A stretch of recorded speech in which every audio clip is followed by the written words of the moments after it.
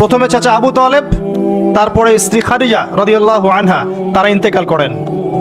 এবং নবী সাল্লাল্লাহু আলাইহি ওয়াসাল্লামের এই শেষ আশ্রয়স্থল আবু তালেব সেটাও শেষ হয়ে যায়। তার স্ত্রী খাদিজা রাদিয়াল্লাহু আনহা আল্লাহর কাছে চলে যান। এই সময়টাতে নবী সাল্লাল্লাহু আলাইহি ওয়াসাল্লাম প্রচন্ড মানসিক কষ্টে ছিলেন। আল্লাহ পাক এইরকম একটা সময়ে মেরাজের ঘটনা ঘটিয়েছেন, বলে সুবহানাল্লাহ। আল্লাহ রাব্বুল আলামিন তাকে পুরো মানসিক সমস্ত কষ্ট থেকে ফারেক করে আল্লাহ পাকের সমস্ত কুদরত দেখিয়েছেন মহাবিশ্বে নিয়ে গিয়ে। যদিও বা তার আগের 3 বছর সাহাবীদেরকে বয়কট করা হয়েছিল। 3 বছর গাছের ছাল পাতা খেয়ে সাহাবীরা থেকেছেন শিয়ারে আবু তালেব নামক জায়গায়। এরপর বয়কট তুলে নেওয়া হয়। তারপর এই আমুল হুজুন আসে। এর পরের বছর ইয়াসরিব বা মদিনা থেকে 6 জন যুবক এসে ইসলাম কবুল করে, বলে সুবহানাল্লাহ। তাদের নেতা ছিলেন আসআদ বিন জুরারাহ রাদিয়াল্লাহু আনহু। তিনি ফিরে যান মদিনায়। পরের বছর আবার 6 জনকে নিয়ে আসেন, টোটাল 12 জন। এই 12 জন মুসলিম হয়ে আবার মদিনায় ফিরে যান। এই 12 জনের সাথে আল্লাহর নবী সাল্লাল্লাহু আলাইহি ওয়াসাল্লাম একজন সাহাবীকে পাঠিয়ে দেন দায়ী হিসেবে। তার নাম মুসআব বিন উমাইর রাদিয়াল্লাহু আনহু। মুসআব বিন উমাইর রাদিয়াল্লাহু আনহু। প্রশ্ন কিন্তু আসবে, ভালো করে মনে রাখতে থাকেন। এরপরে মুসআব বিন উমাইর রাদিয়াল্লাহু আনহু এই 12 জন সাহাবীর সাথে যান মদিনায়। মদিনার আগের নাম ছিল ইয়াসরিব। কি নাম? ইয়াসরিব। এর পরের বছর মোট 75 জন, 73 জন পুরুষ আর 2 জন নারী, আওস এবং খাজরাজ গোত্রের, তারা আসেন। এসে নবী সাল্লাল্লাহু আলাইহি ওয়াসাল্লামের হাতে হাত রেখে বায়াত করেন। মহিলারা হাতে হাত রাখে নাই, পুরুষেরা হাতে হাত রেখেছিল। আমাদের নবীজি মহিলাদের হাতে কখনো হাত রেখে বায়াত করার নাই। এখন অনেক ভণ্ড পীর দেখা যায় মহিলাদের হাতে হাত রেখে বায়াত করাচ্ছে। মহিলারা হাত ধরে বায়াত করাতে হয়? মহিলারা মৌখিক বায়াত করবে। তো 75 জন সাহাবী এসে ইসলাম কবুল করে আবার চলে যান মদিনায়। এই যে 75 জন ইসলাম কবুল করলেন, মদিনার বিশাল একটা জনগোষ্ঠী, কিন্তু 75 জন কম নয়, কারণ ওইখানে জনসংখ্যা এত বেশি ছিল না। তারপরের বছর নবী সাল্লাল্লাহু আলাইহি ওয়াসাল্লাম নিজে এবং সাহাবীরা সবাই গিয়ে হিজরত করেন মদিনায়। কথা বুঝতে পারছেন? এই যে নতুন একটা রাষ্ট্রের জন্ম হলো। মক্কা থেকে সবাই এখন মদিনায়, মক্কায় ঘরবাড়ি ছেড়ে দিয়ে নিঃস্ব হাতে, খালি হাতে, আল্লাহর উপর তাওয়াক্কুল করে। ওখানে আনসারী সাহাবীরা তাদেরকে বরণ করে নিলেন। এমনভাবে বরণ করলেন যে কারো যদি 2টা জমি থাকে, একটা জমি দিয়ে দিয়েছেন। কারো 2টা বাড়ি থাকলে একটা বাড়ি দিয়ে দিয়েছেন। এমনভাবে বরণ করে নেন। নতুন রাষ্ট্র হলো। নবী সাল্লাল্লাহু আলাইহি ওয়াসাল্লাম সেখানে মদিনা সনদ করলেন। ওখানকার ইহুদিদের সাথে চুক্তি হলো, ওখানকার জনগণের সাথে চুক্তি হলো, এবং আমরা শান্তিপূর্ণ একটা রাষ্ট্র পেলাম। এরপর নবী সাল্লাল্লাহু আলাইহি ওয়াসাল্লাম সেখানে অর্থনীতি সমৃদ্ধ করতে লাগলেন, সামরিক বাহিনী সমৃদ্ধ করতে লাগলেন, অস্ত্রশস্ত্র সবকিছু হতে লাগলো। একটা রাষ্ট্রের যা যা প্রয়োজন সবকিছু সেখানে হতে লাগলো। এক পর্যায়ে আবু সুফিয়ানের বাণিজ্যিক কাফেলাকে আক্রমণকে কেন্দ্র করে বদরের যুদ্ধ হয়ে গেল। আর এই বদরের যুদ্ধে আমরা অল্প সংখ্যক সৈন্য নিয়ে বড় বাহিনীর বিরুদ্ধে জয়লাভ করলাম। ইসলামের ইতিহাসে প্রথম সশস্ত্র যুদ্ধ। কথা বুঝতে পারছেন? এর পরের বছর হলো উহুদ, যে যুদ্ধে আমরা প্রায় জিতে গিয়েছিলাম। আমাদের একটা ভুলের কারণে সাময়িক বিপর্যয়ের সম্মুখীন হলাম। আমরা উহুদের সাময়িক বিপর্যয়ের সম্মুখীন হলাম। 70 জন সাহাবী শহীদ হয়ে গেল। আমাদের নবীজি স্বয়ং নিজেও সেই যুদ্ধে মার খেয়েছেন একটা ভুলের কারণে। সেখান থেকে নামবে না, সাহাবীরা কয়েকজন নেমে এসেছিলেন। ব্যাস, পুরো দেখবেন, সব বলে দেব না। এর পরের বছর খন্দকের যুদ্ধে 3-4 মাস অবরোধ করে রাখা হয় মদিনাকে। শেষমেশ তারা কিছুই লাভ করতে পারলো না, ফিরে চলে গেল। এরপর থেকে মুসলিমরা আক্রমণাত্মক যুদ্ধ শুরু করলো। একে একে বিভিন্ন গাজওয়া এবং সারিয়া হতে লাগলো। মুসলিমরা সমৃদ্ধ হতে লাগলো, সম্পদ বাড়তে লাগলো, জনবল বাড়তে লাগলো, অর্থনীতি সমৃদ্ধ হতে লাগলো, অস্ত্রশস্ত্র বাড়তে লাগলো। সব ডিপার্টমেন্ট থেকে আমরা রাইজ করতে লাগলাম। শুধু তাই না, পররাষ্ট্র নীতিও ইমপ্লিমেন্ট করা হলো। বিভিন্ন রাষ্ট্রপ্রধানদের কাছে চিঠি পাঠানো হচ্ছে। এর মধ্যে একবার নবী সাল্লাল্লাহু আলাইহি ওয়াসাল্লাম স্বপ্নে দেখলেন তিনি মক্কা তাওয়াফ করছেন, কাবা তাওয়াফ করছেন। সাহাবীরা বুঝে নিলেন যে আমরা মক্কায় যাচ্ছি। তারা মক্কায় যাওয়া শুরু করলেন। 1400 সাহাবী। হুদাইবিয়া নামক জায়গায় আটকে দেওয়া হলো, যাওয়া যাবে না, এই বছর ফেরত যেতে হবে, পরের বছর আসতে হবে। তোমাদের কেউ আমাদের দলে আসলে ফেরত দিব না, আমাদের কেউ তোমাদের দলে গেলে ফেরত দিতে হবে। আগামী 10 বছর আমরা কেউ কারোর সাথে যুদ্ধ করব না। আগামী বছর উমরা করতে আসবে মাত্র 3 দিনের জন্য, কোনো অস্ত্র সাথে আনা যাবে না। সবগুলোতে নবীজি বললেন ঠিক আছে, ডিল, কোনো সমস্যা নাই। তারা ফেরত চলে গেলেন। ওই বছর উমরা করা হলো না। নবীজি ফেরত গিয়েই খায়বার আক্রমণ করলেন। খায়বার ইহুদিরা ছিল, ইহুদিদেরকে পরাজিত করা হলো, খায়বার মুসলিমদের দখলে চলে আসলো। এর আগে আরো 2টা ইহুদি কওমকে সেখান থেকে মদিনা থেকে বহিষ্কার করা হয়, একটা বনু নাজির, একটা হচ্ছে বনু কাইনুকা। আর খন্দকের যুদ্ধে বহিষ্কার করা হয় বনু কুরাইজাকে। এরা সবাই খায়বার আশ্রয় নিয়েছিল। খায়বারকে আক্রমণ করে ইহুদিদেরকে আরব উপদ্বীপ থেকে বের করে দেওয়া হলো। তার পরের বছর হচ্ছে মক্কা বিজয়। নবী সাল্লাল্লাহু আলাইহি ওয়াসাল্লাম মক্কা বিজয় করলেন, মক্কার সমস্ত মূর্তিগুলো ভেঙে ফেললেন। বেলাল রাদিয়াল্লাহু আনহু কাবা ঘরের উপরে উঠে আজান দিলেন। নবীজি সবাইকে মাফ করে দিলেন। দলে দলে মানুষ ইসলাম কবুল করলো। সূরা নাসর নাজিল হলো, ইজা জাআ নাসরুল্লাহি ওয়াল ফাতহ। সূরা মাইদা 3 নম্বর আয়াত নাজিল হলো। এরপর নবীজি মদিনায় ফিরে গেলেন। তার মাঝে হুনাইনের যুদ্ধ হয়েছে, এর আগে একটা মুতার যুদ্ধ হয়েছে, তারপর একটা তাবুক যুদ্ধ হয়েছে, ব্যাস। এরপরে মদিনায় ফিরে গিয়ে মাত্র 81 বা 83 দিন নবীজি বেঁচে ছিলেন।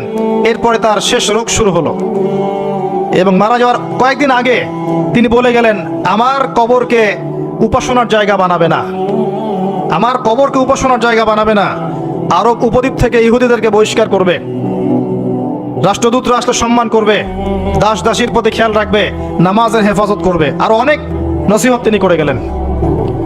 তিনি বলে গেলেন তার আগে বিদায় হজের ভাষণে, তোমরা সবাই ভাই ভাই, সাদার উপর কালো, কালোর উপর সাদা, ধনীর উপর গরিব, গরিবের উপর ধনী, আরবের উপর অনরব, অনরবের উপর আরব, কোনো ভেদাভেদ নাই।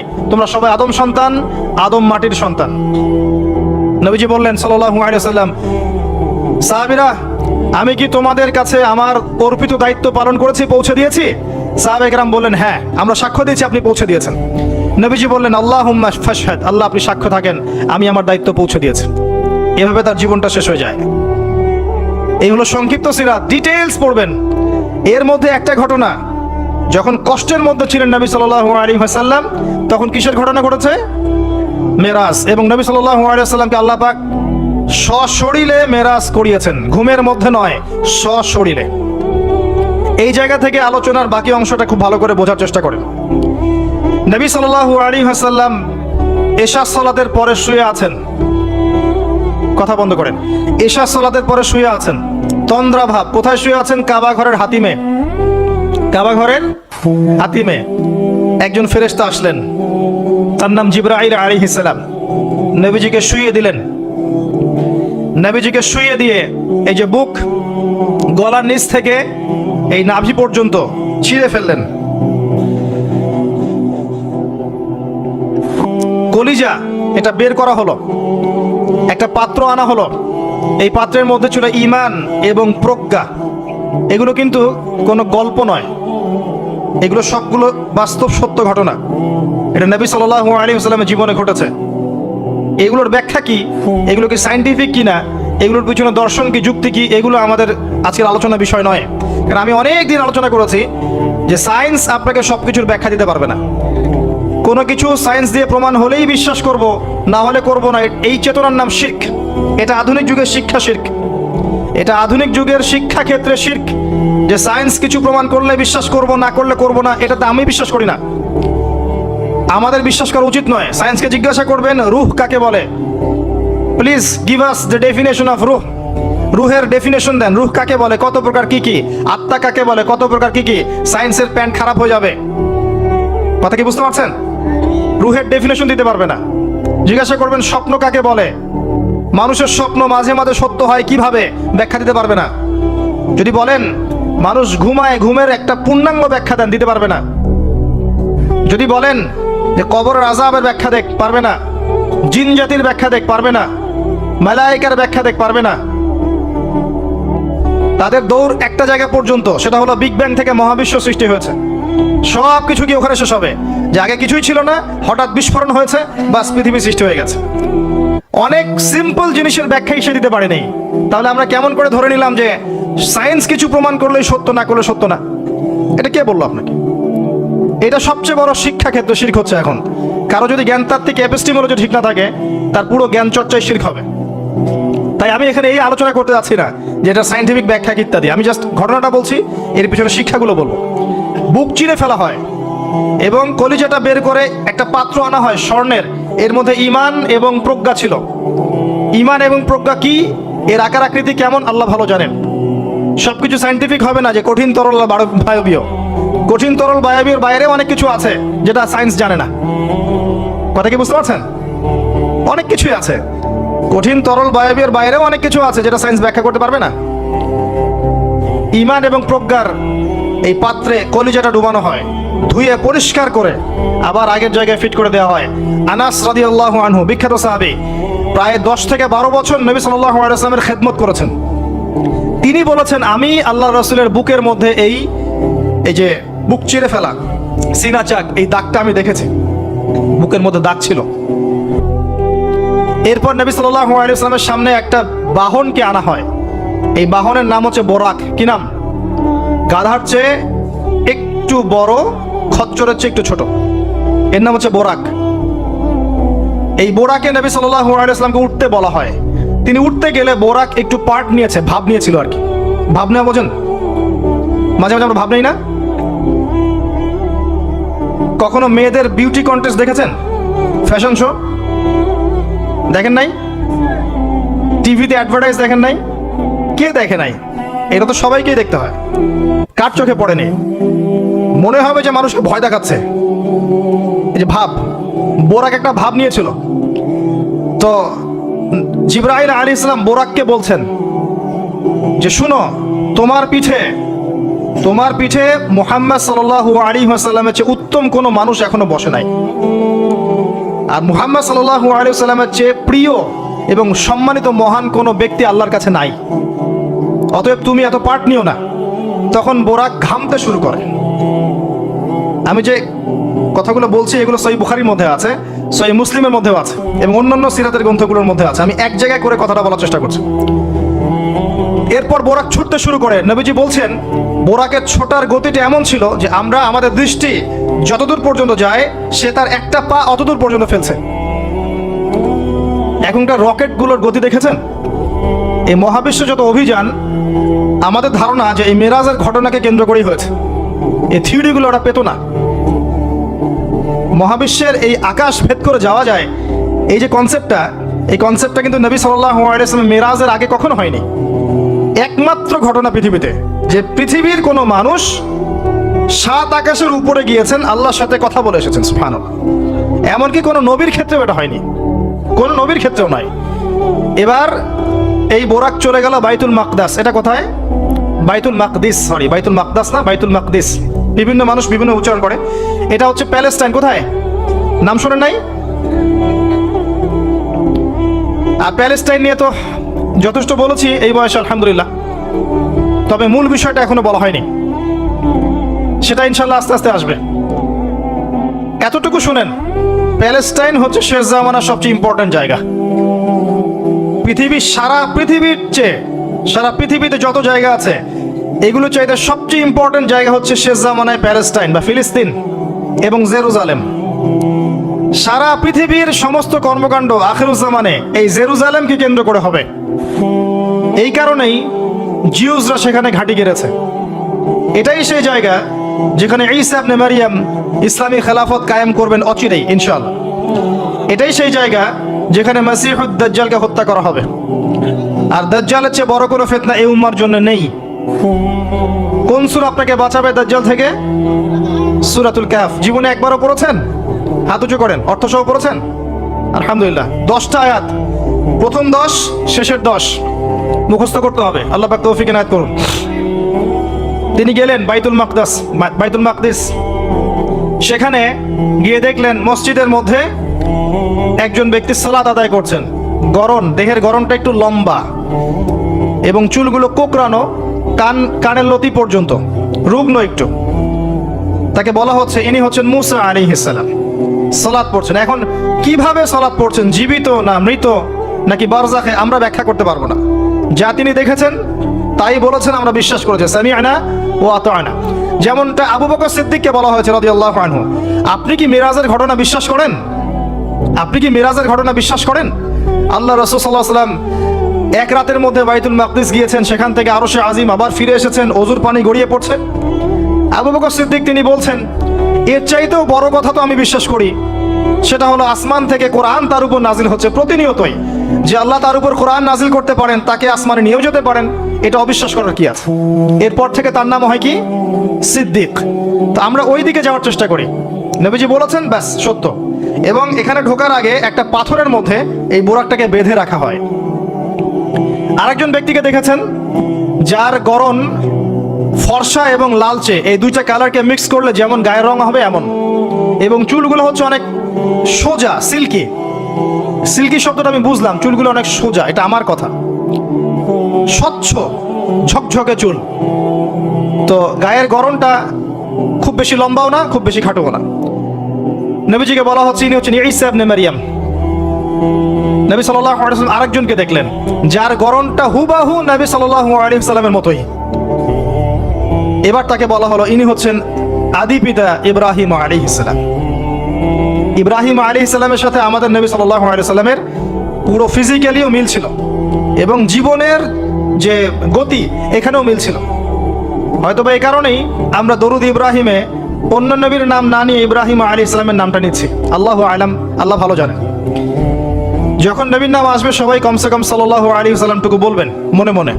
এবার সেখানে নবী সাল্লাল্লাহু আলাইহি ওয়াসাল্লাম সমস্ত নবীদেরকে নিয়ে 2 রাকাত সালাত পড়লেন, তিনি ইমামতি করলেন। নবীদের ইমাম হচ্ছেন আমাদের নবী মুহাম্মদুর রাসূলুল্লাহ সাল্লাল্লাহু আলাইহি ওয়াসাল্লাম। আল্লাহ পাক আমাদের সবাইকে তার সুন্নাহগুলো আমল করার তৌফিক দান করুন। আমাদের প্রতিটা কাজ যেন তার সুন্নাহ মতো হয়, আল্লাহ পাক সে তৌফিক এনায়েত করুন। এরপর নবী সাল্লাল্লাহু আলাইহি ওয়াসাল্লামকে নিয়ে যাওয়া হচ্ছে আকাশে। প্রথম আকাশের দরজা আছে। এখন নাসা যদি আবিষ্কার করতে ব্যর্থ হয় আমাদের কিছু করার নাই, আকাশের দরজা আছে। ওরা যদি বলে জান্নাত জাহান্নামের ব্যাখ্যা কি, জান্নাত জাহান্নাম তো সায়েন্স প্রমাণ করতে পারছে না, তাহলে এগুলোর কি ব্যাখ্যা?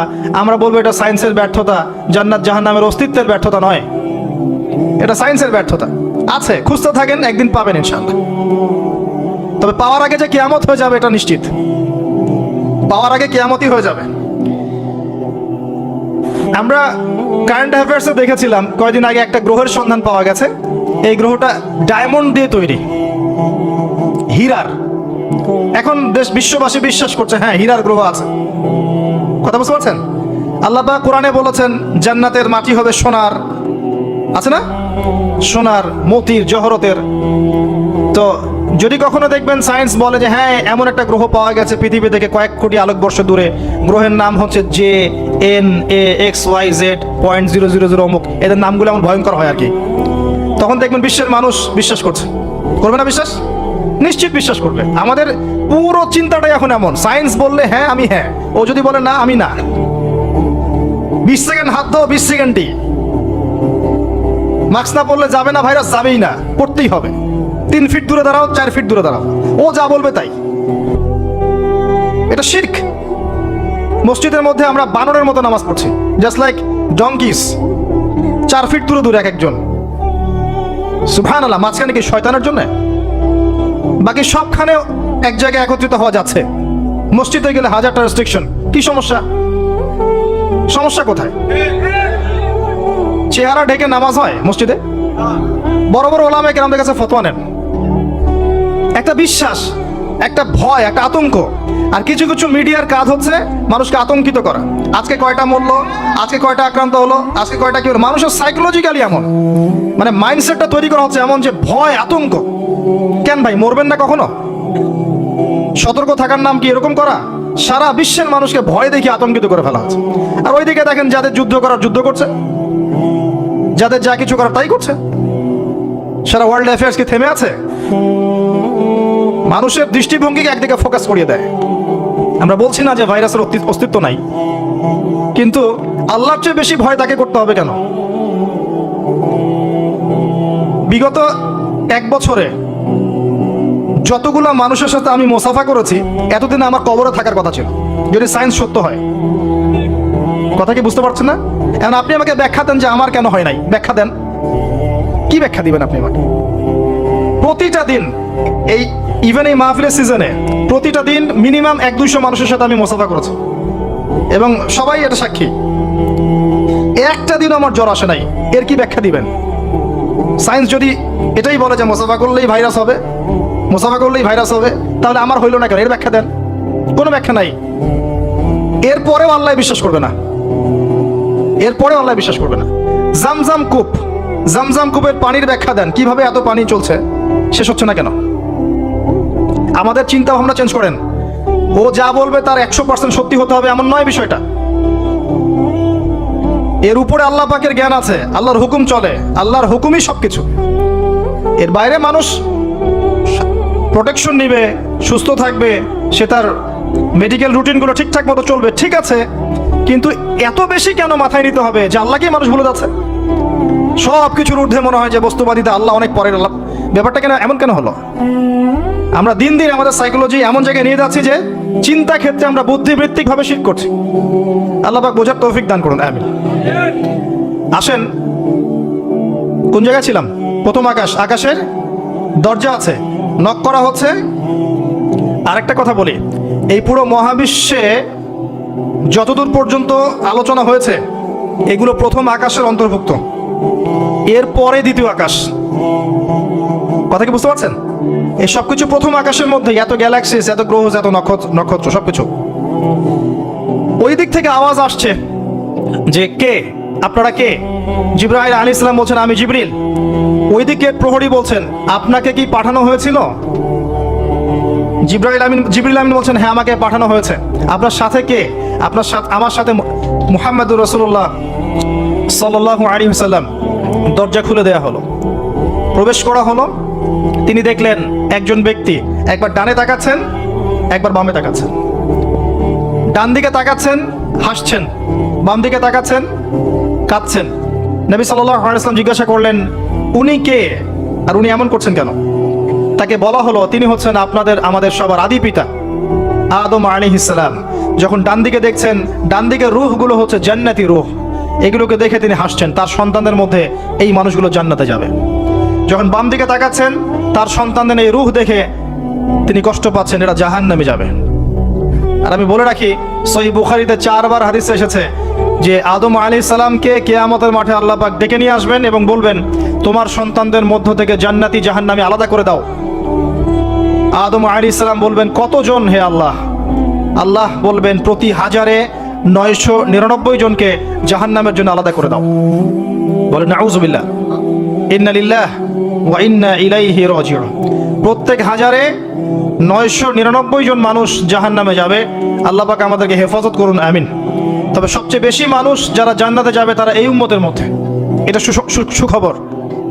সবচেয়ে বেশি মানুষ যারা জান্নাতে যাবে তারা এই উম্মতে মুহাম্মাদের মধ্যেই হবে। তারপরেও আরেকটা দুঃসংবাদ যে এই উম্মতের মধ্যে 73টা দল হয়ে যাবে, যার মধ্যে 72 দল জাহান্নামে যাবে, একটা দল জান্নাতি। মা আলা আলাইহি ওয়া আসহাবি, আমি যার উপরে আছি আমার সাহাবীরা যার উপরে আছেন। অতএব আমরা আমাদের আকীদা আমলগুলোকে আল্লাহ রাসূল সাল্লাল্লাহু আলাইহি ওয়াসাল্লাম এবং সাহাবীদের আকীদা আমলের সাথে মিলাই, ইনশাআল্লাহ আমরা জান্নাতে যাব। আরেকটা কথা হচ্ছে এই উম্মতের মধ্যে যারা শিরক না করে মারা যাবে, শিরকের গুনাহ না করে মারা যাবে, হয়তো অন্য বড় গুনাহ আছে, আল্লাহ চাইলে তাদের সমস্ত গুনাহকে মাফ করে জান্নাতে দিতে পারেন। সাবধান থাকবেন শিরক থেকে। আল্লাহ পাক সবাইকে শিরক থেকে মুক্ত রাখুন, আমিন। আদম আলাইহিস সালামকে দেখে তিনি সালাম দিলেন, তিনি সালামের প্রতি উত্তর দিলেন, মারহাবা জানালেন এবং এগিয়ে চললেন। দ্বিতীয় আসমানে নবী সাল্লাল্লাহু আলাইহি ওয়াসাল্লাম সাক্ষাৎ হচ্ছে দুজন নবীর সাথে। একজন ঈসা ইবনে মারিয়াম, নাম শুনেছেন? তিনি সেই নবী যিনি মসিহুদ দাজ্জালকে হত্যা করবেন এবং এই পৃথিবীতে তিনি আবারও ফিরে আসবেন ইনশাআল্লাহ। ন্যাটো ওকে ঠেকাতে পারবে না, জিউসরা তাকে ঠেকাতে পারবে না, ইসলামের অন্যান্য যে বিরোধী শক্তি তারা তাকে ঠেকাতে পারবে না।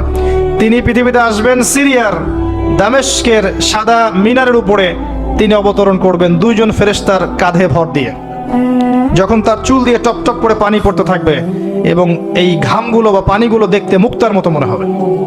হাদিস এভাবে স্পষ্ট এসেছে, হাদিস এভাবে স্পষ্ট এসেছে, টাটকা। যে কোনো আলেমকে জিজ্ঞাসা করেন আপনাকে বলে দিবেন ইনশাআল্লাহ। তিনি হত্যা করবেন মসিহুদ দাজ্জালকে প্যালেস্টাইনের বাবেলুদ নামক জায়গায়।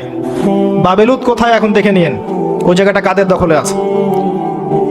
তার সাথে আরেকজন নবীকে দেখলেন নবী সাল্লাল্লাহু আলাইহি ওয়াসাল্লাম, তার নাম ইয়াহইয়া আলাইহিস সালাম, ঈসা ইবনে মারিয়ামের খালাতো ভাই, বা দুজনের মাঝখানে একটা সম্পর্ক আছে, আমি এই মুহূর্তে ভুলে গেছি, এরকমই কিছু একটা হবে। ইয়াহইয়া আলাইহিস সালাম সেই নবী যার নাম আল্লাহ পাক নিজে রেখেছেন, সুবহানাল্লাহ। তিনি সাইয়্যিদ ছিলেন, নেতা ছিলেন, নবী ছিলেন। একইভাবে সালাম বিনিময় হলো, নবীজি এগিয়ে চললেন। সাল্লাল্লাহু আলাইহি ওয়াসাল্লাম।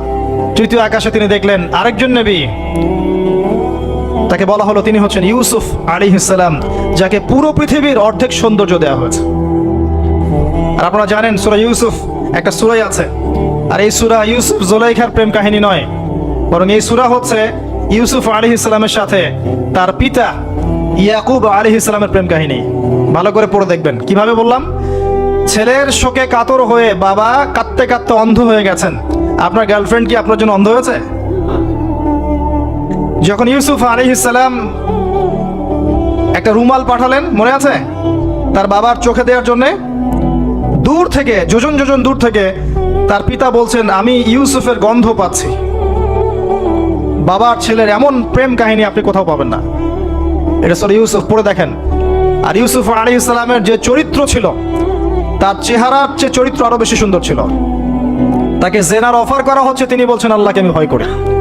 আর যুবকদেরকে আমরা বলতে চাই যে যদি আপনি জেনা থেকে দূরে থাকতে পারেন, যদি শুধু জেনা থেকে দূরে থাকতে পারেন, আল্লাহ পাক আপনার যে কোনো দোয়া কবুল করবে ইনশাআল্লাহ। নিশ্চিত মৌতের হাত থেকে আল্লাহ আপনাকে বাঁচাতে পারেন যদি আপনি জেনা ছাড়তে পারেন। আর জেনা মানে শুধু ফিজিক্যাল রিলেশন নয়, জেনা মানে রাতের বেলা জেগে কথা বলাও, অনলাইনে চ্যাটিং করাও, আপনার বান্ধবীর সাথে কফি খাওয়াও, সবকিছুই জেনার অন্তর্ভুক্ত। এগুলো ছাড়তে পারলে আল্লাহ পাক আপনার দোয়া কবুল করবেন। ওইভাবে যে তিনজন ব্যক্তি গুহায় আটকা পড়েছিল, মনে আছে? গুহার মুখের মধ্যে একটা পাথর এসে গেল, সবাই বলছে আজকে আর বাঁচার বুদ্ধি নাই, নিজের আমল দিয়ে আল্লাহর কাছে বাঁচতে চাও। তার মধ্যে একজন বলছে, একজন তাকে পেতে চাইতাম, সে রাজি হয়ে গিয়েছিল 100 স্বর্ণ মুদ্রার বিনিময়ে। আমি বসেছি এই খারাপ কাজ করতে তার রানের মাঝখানে, সে ওই সময় বলেছে তুমি আল্লাহকে ভয় করো, আমি মুদ্রাও দিয়ে দিয়েছি, ওখান থেকে আমি জেনা না করে চলে আসছি। আল্লাহ এই কাজ যদি তোমার পছন্দ হয়ে থাকে, আজকে এই মৃত্যুর হাত থেকে আমাকে বাঁচাও। ওই পাথর সরে গেল। এটা দলিল দিলাম, জেনা ছাড়তে পারলে আপনার দোয়া, যে কোনো দোয়া আল্লাহ কবুল করবেন ইনশাআল্লাহ। শুধু তাই নয়, আরশে আজিম আল্লাহ পাকের সবচেয়ে বড় সৃষ্টি, এর নিচে আল্লাহ পাক 7 শ্রেণীর মানুষকে ছায়া দিবেন। তার মধ্যে এক শ্রেণী হচ্ছে সেই যুবক যাকে কোনো সুন্দরী নারী আহ্বান করেছে খারাপ কাজ করার জন্য, উচ্চ বংশের, সে বলেছে আমি আল্লাহকে ভয় করি। পারবেন ইউসুফের মতো হতে? আল্লাহ পাক তৌফিক এনায়েত করুন, আমিন। আপনি জেনা থেকে দূরে থাকেন, আল্লাহ পাক আপনার ঘরে খাদিজা রাদিয়াল্লাহু আনহার মতো মেয়ে দিবেন ইনশাআল্লাহ।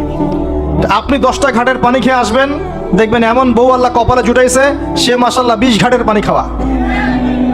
হ্যাঁ, কিফাউন কিরাম, আল্লাহ পাক একদম দুনিয়াতে ইকুয়ালি ডিল করেন, ইকুয়ালি ডিল করেন। আল্লাহ পাক আপনাদের প্রত্যেকের পারিবারিক জীবনটা সুখী করুন, দোয়া করি, আমিন। ইউসুফ আলাইহিস সালাম তারপরে এগিয়ে চললেন, আর প্রত্যেক আকাশেই মারহাবা মুসাফা হচ্ছে এবং সালাম হচ্ছে। চতুর্থ আকাশে নবী সাল্লাল্লাহু আলাইহি ওয়াসাল্লাম দেখছেন ইদ্রিস আলাইহিস সালাম। ইদ্রিস আলাইহিস সালামের কথা সূরা মারিয়ামের মধ্যে আছে, পড়ে দেখবেন। সালাম বিনিময় হলো, নবীজি এগিয়ে চললেন। পঞ্চম আকাশে তিনি দেখছেন হারুন আলাইহিস সালাম। কার ভাই? মুসা আলাইহিস সালামের ভাই। তিনি কিন্তু মুসা আলাইহিস সালামের সাথে ফেরাউনের সামনে গিয়ে দাওয়াত দিয়েছেন, মনে আছে? আরেকটা কথা বলি, কোরআনে দাড়ির দলিল আছে? দাড়ি বলবে নাই। কোরআনে কোথায় দাড়ির দলিল আছে বলেন তো দেখি, কে বলতে পারবেন? কঠিন প্রশ্ন। 500 টাকা পুরস্কার দেব আমার পক্ষ থেকে, জান। যদিও 500 কোনো টাকাই না, টাকার মান দিন দিন কমছে। কোন সূরায় দাড়ির কথা আছে কে বলতে পারবেন? আলেম ওলামা বাদ, তারা তো পারবেন। আমরা সিভিলিয়ানদের জিজ্ঞাসা করছি, সাধারণ জনগণকে। কে পারবেন বলেন? কোন সূরায় দাড়ির কথা আছে? দাড়ি কোরআনে একটা জায়গায় দাড়ির কথা আছে, কে বলতে পারবেন? দেখছেন, আল কোরআনের আলো ঘরে ঘরে যা আলো, তাই না? স্লোগান দিয়ে কাজ হবে না ভাই, প্রত্যেক ঘরে ঘরে কোরআনওয়ালা মানুষ তৈরি করতে হবে, তারপরে আলো অটোমেটিক ঘরে ঘরে জ্বলবে ইনশাআল্লাহ। আচ্ছা যাক, আমার টাকা বেঁচে গেল। সূরা তহায় আছে। কোথায় আছে? সূরা তহার মধ্যে আছে, একটা জায়গায় দাড়ির কথা আছে, সেটা হচ্ছে হারুন আলাইহিস সালামের দাড়ি। কার দাড়ি? হারুন আলাইহিস সালামের দাড়ি। মুসা আলাইহিস সালাম ফেরাউন থেকে যে দলবল নিয়ে পার হওয়ার পরে, বনু ইসরাইলকে নিয়ে পার হওয়ার পরে আল্লাহ পাক তাকে 40 দিন দেখেছেন তুর পাহাড়, মনে আছে? তুর পাহাড়ে তিনি গেছেন, এই ফাঁকে বনু ইসরাইল শিরক করা শুরু করেছে, এই যে বাছুর পূজা শুরু করেছে, মনে আছে? পড়েন নাই কখনো? বাছুর পূজা শুরু করেছে। মুসা আলাইহিস সালাম তাওরাত নিয়ে আসছেন, এসে দেখছেন যে কওমের এই অবস্থা। তিনি রাগে তাওরাত ছুঁড়ে মারলেন। তিনি প্রচন্ড ব্যক্তিত্ব সম্পন্ন মানুষ ছিলেন, গায়রতওয়ালা, রাগে তাওরাত ছুঁড়ে মারলেন এবং এসে এই যে হারুন আলাইহিস সালাম যাকে রেখে গিয়েছিলেন যে কওমকে দেখাশোনা করবে, তার দাড়ি চিপে ধরলেন। তুমি থাকতে এরা এই অবস্থায় গেল কিভাবে? এক হাতে দাড়ি, এক হাতে চুল চেপে ধর, তুমি থাকতে এই অবস্থা হইল কিভাবে? সূরা তহা পড়ে দেখেন। তখন হারুন আলাইহিস সালাম বলছেন যে হে আমার ভাই, আমার দাড়ি আর চুল ধরো না, এই একটা জায়গায় আছে। তার মানে দাড়ি পাওয়া যাচ্ছে কোরআনে। কিছু মানুষ তো এখন বলে কোরআন মানি, হাদিস মানি না, তাই না? ওই অজুহাত দিয়ে এখন দাড়ি রাখে না, বলে কোরআনে তো দাড়ির কথা নাই, রাখবো কেন? সুবহানাল্লাহ। আপনারাও কি এটা বিশ্বাস করেন যে আমরা শুধু কোরআন মানবো, হাদিস মানবো না? স্পষ্ট কুফরি, স্পষ্ট কুফরি। কোরআন এবং হাদিস একসাথে মিলেই শরিয়া। শুধু কোরআন মানি, হাদিস মানি না, এটা বলতে গিয়ে সে বোঝাচ্ছে সে আসলে কোরআনও মানে না। কোরআনে আল্লাহ বলেছেন ওয়ামা আতাকুমুর রাসূল ফাখুযু, রাসূল যা দিয়েছেন নিয়ে নাও, ওয়ামা নাহাকুম আনহু ফানতাহু, যা থেকে নিষেধ করেছেন দূরে থাকো। তাহলে সুন্নাহ না মানলে আপনি কিভাবে কোরআন মানবেন? কথা কি বুঝতে পারছেন? আসেন, হারুন আলাইহিস সালাম সালাম বিনিময় হলো, চললেন। তারপরে ষষ্ঠ আসমানে গিয়ে দেখলেন মূসা আলাইহিস সালাম, সেই যে ব্যক্তি। সালাম বিনিময় হলো, চলে যাচ্ছেন, আর মূসা আলাইহিস সালাম কাঁদছেন, কান্না করছেন। জিজ্ঞাসা করা হলো কেন কান্না করছেন? তিনি বললেন আমার পরে একজন যুবক নবী হবে যার উম্মত আমার চেয়ে বেশি জান্নাতে যাবে, এটা চিন্তা করে আমি কান্না করছি। তিনি হচ্ছেন মুহাম্মদুর রাসূলুল্লাহ সাল্লাল্লাহু আলাইহি ওয়াসাল্লাম। তারপরে গিয়ে চললেন সপ্তম আসমান।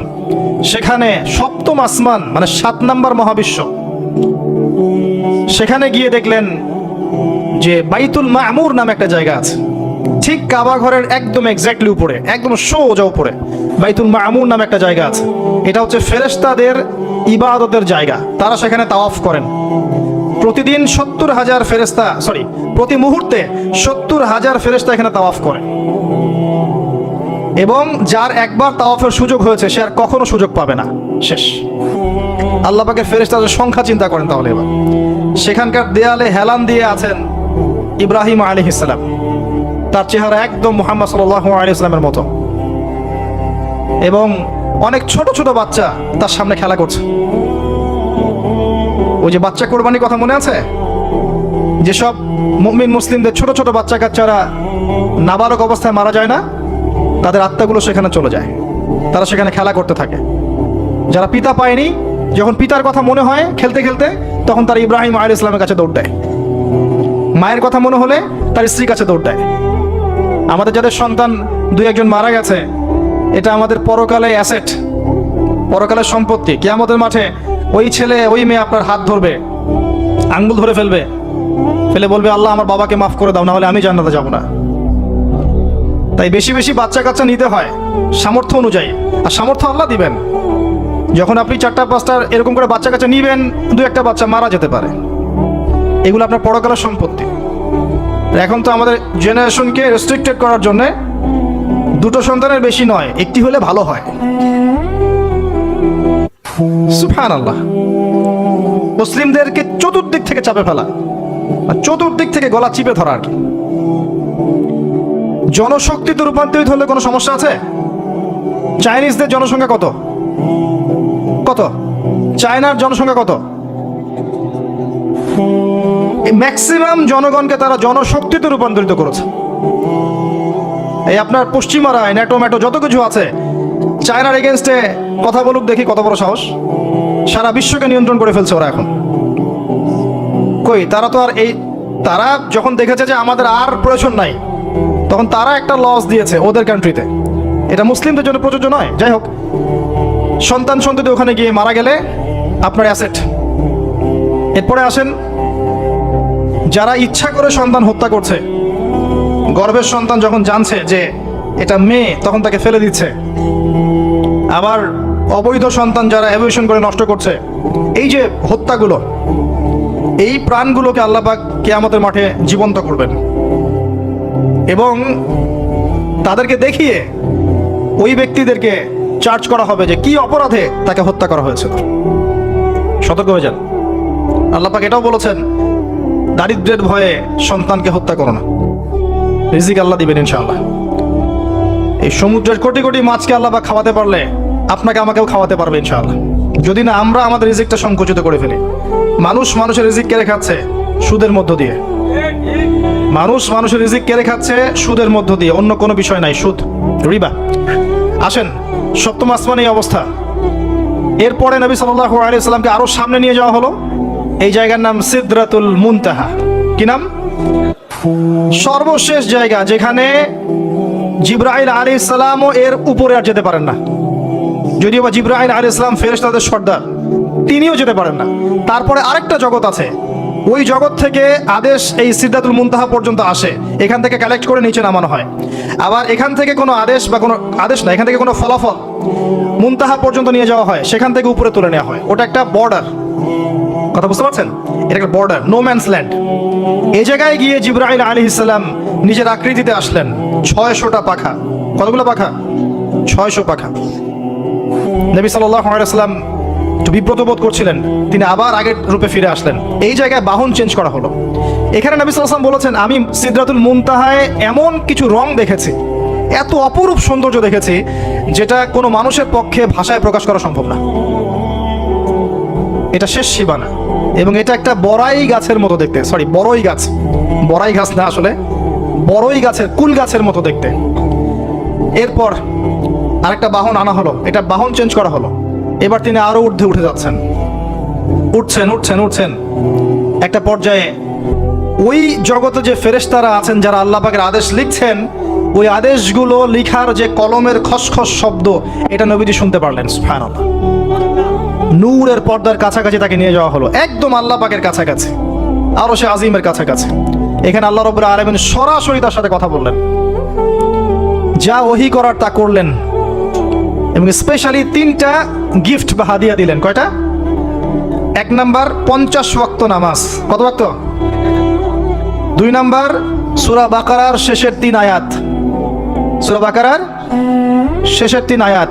আর 3 নাম্বার হচ্ছে একটা ঘোষণা, হে নবী মুহাম্মদ সাল্লাল্লাহু আলাইহি ওয়াসাল্লাম, তোমার উম্মতের কোনো ব্যক্তি যদি আমার সাথে শিরক না করে মারা যায়, আমি তাকে জান্নাতে দিয়ে দিব ইনশাআল্লাহ। আজকে এই মেরাজুন নবী নিয়ে অনেক আলোচনা হবে, কিন্তু আলোচনা হওয়ার পরে আমরা যদি এই নামাজের পাবন্দ না হতে পারি, সূরা বাকারার শিক্ষা নিতে না পারি, বা শেষের আয়াত মুখস্থ করতে না পারি, শিরক ছাড়তে না পারি, আদতে আলোচনার কোনো ফায়দা নাই। কথা বুঝতে পারছেন? এখানকার 3টা মৌলিক হাদিয়া তিনি নিয়ে আসছেন। এবার নিচে নামছেন, ওই যে 6ষ্ঠ আসমানে অপেক্ষা করছেন কে? মুসা আলাইহিস সালাম। কোথায় যাচ্ছেন? এই কি হলো আল্লাহর সাথে কথাবার্তা, এই হয়েছে। কি দিয়েছে আপনাকে? 50 ওয়াক্ত নামাজ। বলেন কি 50 ওয়াক্ত নামাজ? আমার উম্মতে 2 ওয়াক্ত নামাজ ছিল, পড়তে পারে নাই। পারবেন আপনার উম্মত? আপনি ফিরে যান, নামাজ কমিয়ে নিয়ে আসেন। লজ্জাবোধ করলেন নবী সাল্লাল্লাহু আলাইহি ওয়াসাল্লাম, তাও ফিরে গেলেন। 50 থেকে 45, 45 থেকে 40, 40 থেকে 35, করতে করতে করতে করতে 5। এবারও মুসা আলাইহিস সালাম বলছেন, ফিরে যান, পারবেন আপনার উম্মত? মুসা আলাইহিস সালাম কত দূরদর্শী ছিলেন দেখেন, পারে উম্মত? ম্যাক্সিমামই তো পারে না। কথা ঠিক আছে না?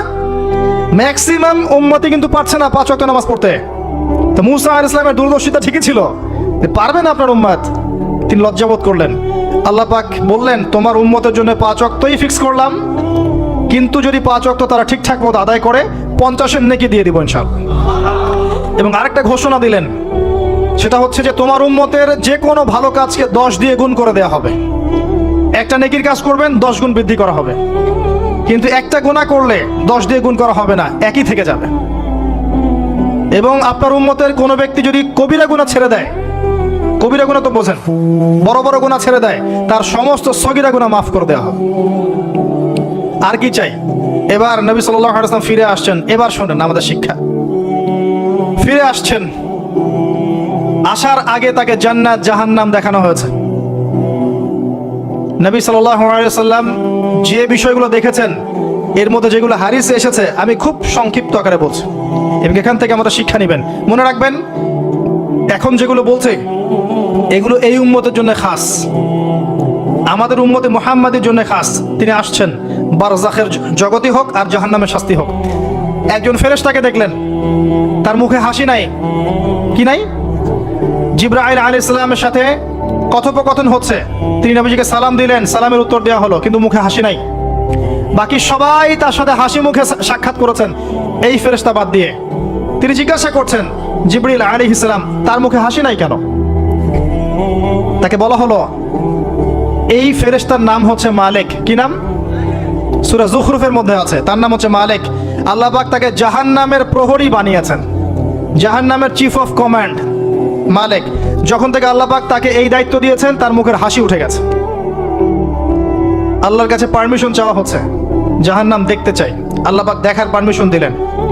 নবী সাল্লাল্লাহু আলাইহি ওয়াসাল্লাম দেখে বললেন সেখানকার বেশিরভাগ অধিবাসী হচ্ছে নারী জাতি, এবং তিনি বললেন জাহান্নামে যাবে উদ্ধত এবং অহংকারীরা। জান্নাত দেখতে চাই, দেখানো হলো। জান্নাতের ডিটেলস বর্ণনা নবীজি দিলেন ফিরে এসে। এমনকি উমর রাদিয়াল্লাহু আনহুর একটা রুম, একটা কক্ষ, একটা গোরফাও দেখে এসেছেন। ঢুকতে চেয়েছেন, ঢোকেন নাই। পরে বলেছেন, ওমর, আমি তোমার ব্যক্তিত্বের কথা চিন্তা করে সেখানে ঢুকিনি, দেখেছি জান্নাতে তোমার ঘর আছে। একটা আওয়াজ শুনেছেন, মিষ্টি কণ্ঠস্বর। কিসের কণ্ঠস্বর? মিষ্টি কণ্ঠস্বর। তাকে বলা হচ্ছে এই কণ্ঠস্বর হচ্ছে বেলাল রাদিয়াল্লাহু আনহুর আযানের কণ্ঠস্বর। খরম, খরম জুতা আছে না, খরম, এর খটখট আওয়াজ শুনেছেন। নবীজি জিজ্ঞাসা করছেন কার? বলা হচ্ছে এটা বেলাল রাদিয়াল্লাহু আনহুর। বেলাল রাদিয়াল্লাহু আনহুকে বলা হলো, আপনি কি এমন আমল করেন? হে বেলাল, তুমি কি এমন আমল করো যার কারণে এই মর্তবা হচ্ছে? যখনই জান্নাতে যাই আমাকে দেখানো হয়, দেখি তুমি তোমার পায়ের পদধ্বনি সামনে সামনে আছে। তখন বললেন, ইয়া রাসূলুল্লাহ, আমি তো আসলে এক্সট্রাঅর্ডিনারি কোনো আমল করি না, কিন্তু আপনারা যা করেন তাই করি। কিন্তু যখনই আমি ওযু করি, আমার ওযু ছুটে গেলে আমি ওযু করি, আর ওযু করেই আমি 2 রাকাত নফল সালাত পড়ি, তাহিয়াতুল ওযু। এতটুকু কাজ করি। নবীজি বলেন, এটাই সেই কাজ যার কারণে তোমাকে জান্নাতের এই মর্তবা দেওয়া হয়েছে। নবীজি আসছেন, দেখানো হচ্ছে। এবার শোনেন, দেখানো হচ্ছে একদল মানুষ যাদের আঙ্গুলগুলো লম্বা লম্বা, তামার তামার লম্বা নখর। নখর বোঝেন? নখর। গাল এভাবে হ্যাঁচড়াচ্ছে, গাল, নিজের গাল নিজে হাসড়াচ্ছে এবং নিজের দেহ থেকে গোশত তুলে ফেলছে, ভক্ষণ করছে। নবীজি জিজ্ঞাসা করলেন সাল্লাল্লাহু আলাইহি ওয়াসাল্লাম, এরা কারা? কি কারণে এদের শাস্তি হচ্ছে? তাকে বলা হলো, এরা আপনার উম্মতের সেই সব ব্যক্তি যারা সবসময় গীবত আর সমালোচনায় ব্যস্ত থাকত। শিক্ষা নিয়ে নেন, আমার মনে হয় না আমার কিছু বলার প্রয়োজন আছে। এরা আপনার উম্মতের সেই সব ব্যক্তি যারা আপোষে গীবত, অপবাদ এবং সমালোচনায় ব্যস্ত থাকতো। তার মানে এই উম্মতের একটা বড় সমস্যা হবে গীবত। এটা কিন্তু দেখে এসেছেন নবীজি, ফিউচার, তাই না? এটা বারজাখের শাস্তি চলছে। এটা অন্য একটা জগৎ যেটাকে আপনি এখানকার সময় স্থানকাল দিয়ে ব্যাখ্যা করতে পারবেন না। এটা টাইম ট্রাভেলিং এর মতো। নবীজি আসছেন সাল্লাল্লাহু আলাইহি ওয়াসাল্লাম, দেখছেন, listen to me very carefully. এবার নবীজি দেখছেন এক শ্রেণীর মানুষ, পেট এইরকম ফোলা, অট্টালিকার মতো পেট ফোলা, আর ভিতরে সাপ কিলবিল করছে, এবং এদেরকে রক্তের নদীতে ফেলে মাথাটা ফাটিয়ে দেওয়া হচ্ছে। নবী জিজ্ঞাসা করলেন সাল্লাল্লাহু আলাইহি ওয়াসাল্লাম, এরা কারা? মর্মান্তিক শাস্তি দেওয়া হচ্ছে, এরা কারা? এরকম শাস্তি দেয়া হচ্ছে, আপনি দেখলে আপনার কেমন লাগবে? নবীজিকে বলা হচ্ছে সাল্লাল্লাহু আলাইহি ওয়াসাল্লাম, এরা আপনার উম্মতের এই সব ব্যক্তি যারা ছিল সুদখোর, রিবাখোর। মানে এই উম্মতের অন্যতম বড় সমস্যা হবে রিবা, যেটা আমি বলেছি। প্রতিটা সেক্টরে রিবা। সবচেয়ে নিম্ন পাপ নিজের মায়ের সাথে জেনা করা, সবচেয়ে উচ্চ পাপ আল্লাহ এবং তার রাসূলের সাথে যুদ্ধ করা, এটা হলো সুদ। এবং এর বাস্তবতা হচ্ছে এই, ধনী দিন দিন ধনী হবে, গরিব দিন দিন গরিব হবে। এটা বাস্তবতা। রক্ত চুষে খাওয়া হয়, এই কারণে রক্তের নদীতে ফেলা হয়েছে। এবং সাপ খেয়েছে তারা, সাপ খেয়ে পেট ফুলিয়ে ফেলেছে। আমার মনে হয় না ব্যাখ্যা করার প্রয়োজন আছে। আর একটা হাদিস আগেই বলেছি, যে দেয়, যে নেয়, যে সাক্ষী থাকে, যে লিখে রাখে, সবাইকে সমানভাবে লানত করেছেন নবী সাল্লাল্লাহু আলাইহি ওয়াসাল্লাম। নবীর লানত নিয়ে হাউজে কাউসারের পানি কোশ্চিন কালও পাবেন না, কবরের উত্তর দিতে পারবেন না। এমনকি নবী সাল্লাল্লাহু আলাইহি ওয়াসাল্লামের সুপারিশ আপনার কপালে নাও জুটতে পারে, সতর্ক হয়ে যান। না খেয়ে থাকেন, সুদ খায়েন না। না খেতে খেতে না খেয়ে মারা যান, তাও সুদ খায়েন না। আর যদি আপনি আল্লাহর জন্য ছাড়তে পারেন, আল্লাহর জন্য ছেড়ে দেন, আল্লাহ পাক আপনাকে বেহিসাব রিজিক দেবে ইনশাআল্লাহ। যাররা পরিমাণ সন্দেহ করবেন না যে আল্লাহ কি দিবেন না দিবেন না, আল্লাহ পাক অবশ্যই দিবেন ইনশাআল্লাহ। ওয়া মান ইয়াতাওয়াক্কাল আলাল্লাহ ফাহুয়া হাসবুহ, যে আল্লাহর উপর তাওয়াক্কুল করে আল্লাহ পাক একাই তার জন্য যথেষ্ট। আল্লাহ পাক যথেষ্ট। ওয়া ইয়ারযুকু মান ইয়াশা বিগাইরি হিসাব, আল্লাহ পাক বেহিসাব রিজিক দেন যাকে চান। মিন হাইসু লা ইয়াহতাসিব, এমন উৎস থেকে রিজিক দিবেন যে সে কল্পনা করে নাই। ছেড়ে দেন। কিন্তু বিশ্বের শুরু থেকে নিচ পর্যন্ত রিবা দিয়ে ভর্তি। একটা ছোট্ট গ্রামে যাবেন, দেখবেন একাধিক সুদী এনজিও কাজ করছে। এখন মা বোনরাও খুব বেশি সুদ খায়, ব্যাংকের মধ্য দিয়ে, সমিতির মধ্য দিয়ে, এইটা ওইটা ছল চাতুরি ঘুরিয়ে ফিরে কতভাবে যে খাওয়া হয় আল্লাহ ভালো জানেন। আল্লাহ পাক আমাদেরকে এই মহামারী থেকে হেফাজত করুন। সবচেয়ে বড় মহামারী চলছে বিশ্বে, এই ইকোনমিক মহামারী, রিবা কেন্দ্রিক মহামারী। এটা মুসলিমের ঈমান আমল সব ধ্বংস করে দিয়েছে। আসেন, তিনি আসছেন, দেখলেন এক শ্রেণীর মানুষ আগুন, বড় বড় আগুনের দলা, এগুলো মুখে ঢুকাচ্ছে, পিছনের রাস্তা দিয়ে বের হয়ে যাচ্ছে। নাউযুবিল্লাহ পড়ি আমরা। জিজ্ঞেস করা হচ্ছে কারা এরা, মর্মান্তিক শাস্তি হচ্ছে। নবী সাল্লাল্লাহু আলাইহি ওয়াসাল্লামকে বলা হলো এরা আপনার উম্মতের সেই সব ব্যক্তি, listen to me very carefully, এরা আপনার উম্মতের সেই সব ব্যক্তি যারা ইয়েতিমদের মাল আত্মসাৎ করে খেত। আমার ব্যাখ্যা করার কোনো প্রয়োজন নাই, আপনারা সবাই শিক্ষিত মানুষ। ইতিমের মাল আত্মসাৎ করলে যদি এই শাস্তি হয়, জনগণের মাল আত্মসাৎ করলে কি হতে পারে চিন্তা করে দেখেন। কি হতে পারে? এটা মানুষের হক, আল্লাহর কাছে ক্ষমা পাওয়া যাবে না, মানুষকে দিতে হবে। আরো এগিয়ে আসলেন, তিনি দেখছেন, এবার বলতে গিয়ে আমার বুক কাঁপছে। দেখলেন এক শ্রেণীর মানুষ জিহ্বাগুলোকে টানা হচ্ছে, আগুনের কেচি দিয়ে কেটে দেওয়া হচ্ছে। আবার জিহ্বা জোড়া লাগছে, আবার কেটে দেওয়া হচ্ছে, চলতে আছে অনবরত, কন্টিনিউয়াসলি। আল্লাহর কাছে কায়েমান বাক্যে দোয়া করি, এ সময় দোয়া কবুল হয়। আল্লাহ পাক যেন দোয়া আমাদের কবুল করেন। আল্লাহ পাক যেন আমাকে এবং আপনাদেরকে এদের অন্তর্ভুক্ত না করেন। জিজ্ঞেস করা হলো এরা কারা? নবী সাল্লাল্লাহু আলাইহি ওয়াসাল্লামকে বলা হচ্ছে এরা আপনার উম্মতের সেই সব ব্যক্তি যারা ছিল বক্তা, ওয়াইজ, যারা অনেক বক্তব্য করত, নিজে আমল করত না। আর এই মহামারী আমাদের মধ্যে ছড়িয়ে পড়েছে, কোনো সন্দেহ নাই। যদি না পড়তো তাহলে আমাদের কথায় মানুষের জীবন পরিবর্তিত হতো। খুব কম দেখা যায় যে আমাদের কথাগুলো আপনাদের কলবে তাসির হচ্ছে। তাসির তখন হবে যখন আমার মধ্যে আমলটা থাকবে। আর এখন তো আমরা ওয়াজ মাহফিলে প্যান্ডেলকে বানিয়েছি পলিটিক্যাল প্যান্ডেল, কোনো কোনো ক্ষেত্রে বানিয়েছি ভোট চাওয়ার প্যান্ডেল, কোনো ক্ষেত্রে বানিয়েছি যে জিকিরের নামে যাবতীয় বেদাতি কারবার হবে, গানের মতো ডিজে জিকির হয়, ডিজে জিকির। মানে কি যে হয়, যে আসবে তারও কত কাহিনী, আবার বিগ বিগ বাজেট, এইসব না মিললে আবার বক্তব্য হবে না। তারপর দেখা যাবে 1 ঘন্টা কথার মধ্যে গাল গল্প কেচ্ছা কাহিনী 50 মিনিট, আর বাকি 10 মিনিট একে অপরের সমালোচনা, কি বলছিস ওয়াজ মাহফিল মাশাআল্লাহ শেষ। খুব কম ওয়াজ মাহফিল আছে জনগণকে বলবেন কি শিখলেন আজকে ওয়াজে, বলবে হ্যাঁ সুন্দর সুর করে কিছু কথা বলেছে, কি শিখেছে, আমার কি বললাম ঠিক বুঝতে পারলাম না। Out of content, out of topic, কোনো কনস্ট্রাকটিভ কথাবার্তা নাই। তো এছাড়াও জানা অনুযায়ী আমল না থাকলে এই অবস্থা হবে। আল্লাহ পাক আমাদেরকে হেফাজত করুন। আল্লাহ পাক আমাকে এবং আপনাদের সবাইকে হেফাজত করুন, আমিন। আরো এগিয়ে আসলেন, দেখা গেল এক শ্রেণীর মানুষ, যুবকরা খুব ভালো করে শোনেন এবং বিবাহিতরাও শোনেন। সামনে রাখা আছে ভালো গোশত, বাম দিকে রাখা আছে পচা গোশত, গন্ধ বের হচ্ছে। তারা এই পচা গোশত তুলে তুলে খাচ্ছে, গোগ্রাসে খাচ্ছে, ভালো গোশতের দিকে ভ্রুক্ষেপও করছে না। অবাক হয়ে নবী সাল্লাল্লাহু আলাইহি ওয়াসাল্লাম জিজ্ঞাসা করছেন এরা কারা? তাকে বলা হচ্ছে এরা আপনার উম্মতের সেই সব ব্যক্তি যাদের ঘরে পবিত্র স্বামী ছিল, বাইরে অন্য পরপুরুষের সাথে প্রেম করেছে, যাদের ঘরে পবিত্র স্ত্রী ছিল, বাইরে পরকিয়া করেছে। আর এখন যত মিডিয়া আছে দেখবেন, সিরিয়াল, মুভি, হাবি জাবি, এরা পরকিয়া শিখায়, জেনা এবং পরকিয়া শিখায়। খেয়াল করে দেখবেন, একটা ছেলে মেয়ের অবাধ মেলামেশা, হারাম মেলামেশাকে এমনভাবে উপস্থাপন করা হয় মনে হয় এটা একটা পবিত্র ইবাদত মনে হয়, এবং বোঝানো হয় যে প্রেম তো পবিত্র, পবিত্র প্রেমে কি সমস্যা? আরে প্রেম পবিত্র তখন যখন আমি আমার স্ত্রীর সাথে প্রেম করব। আর দেখবেন যতগুলো এই যে মুভিজ, আপনার সিনেমাস, ফিল্মস, গান, নাটক, এগুলোর মূল থিম কিন্তু হারাম প্রেম। অল্প কিছু আউট অফ অন্য অন্য থিমের মধ্যে আছে।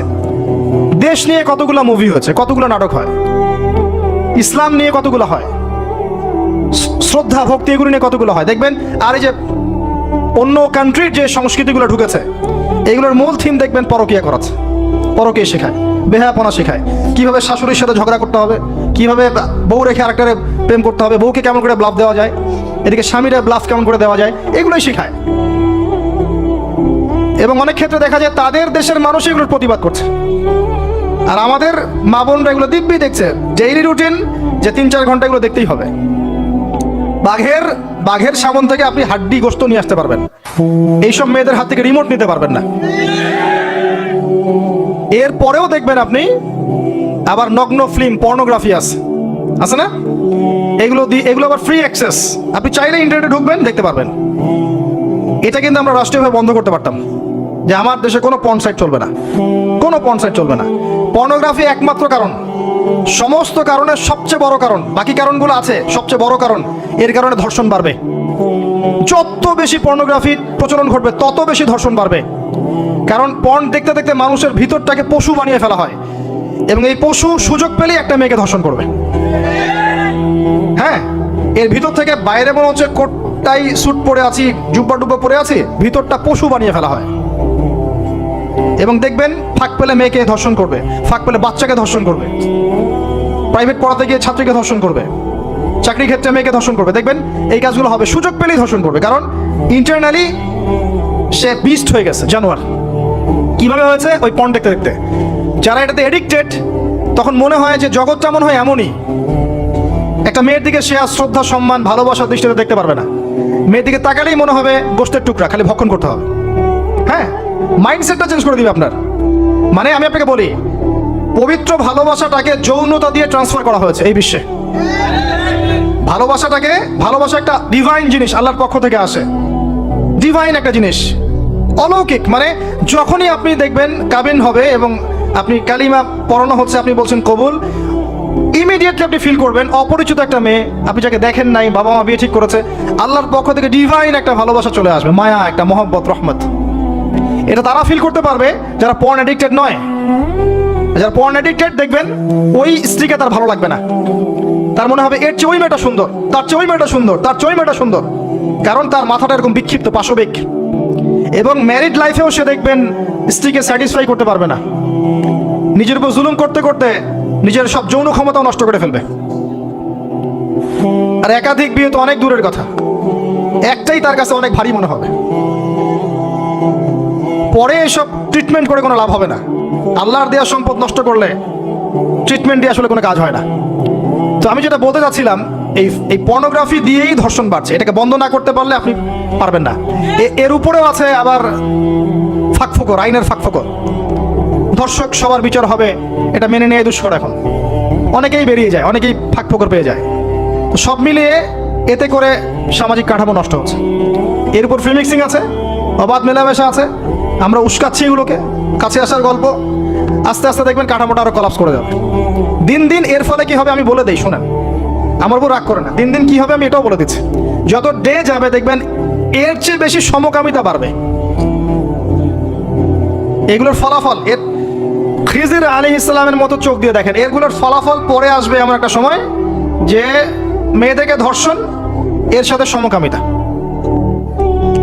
কারণ মানুষ মেয়েদের উপর থেকে দেখবেন আগ্রহ কমে যাবে, এবং সমকামিতা যে বাড়বে, হাদিসে এসেছে যে এই উম্মতের উপর আমি ভয় করি এই উম্মতের মধ্যে সমকামিতা ছড়িয়ে পড়বে।